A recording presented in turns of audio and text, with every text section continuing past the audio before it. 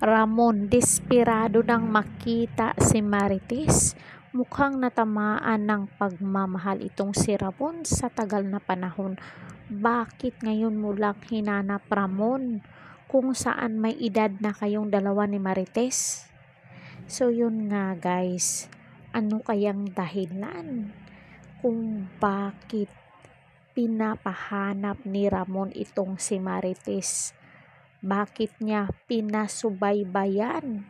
Nag-hire kasi ito ng tao si Ramon o isa sa tauhan niya ang inutusan niyang subaybayan itong si Marites.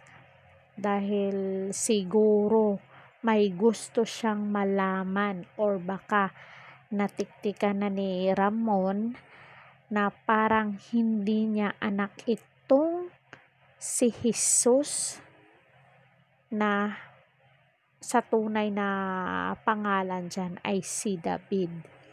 Baka naanuhan niya na hindi talaga niya anak kasi iba talaga yung kutob ni Ramon. Baka luksong dugo ba?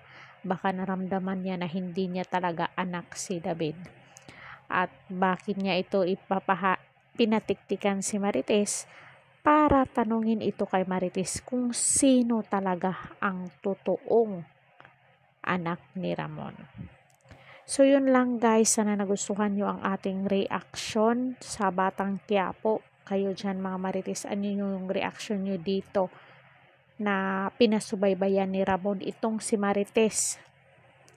Ano yung hula nyo dyan? I-comment down nyo na para mabasa natin kung ano ang inyong naging pahayag.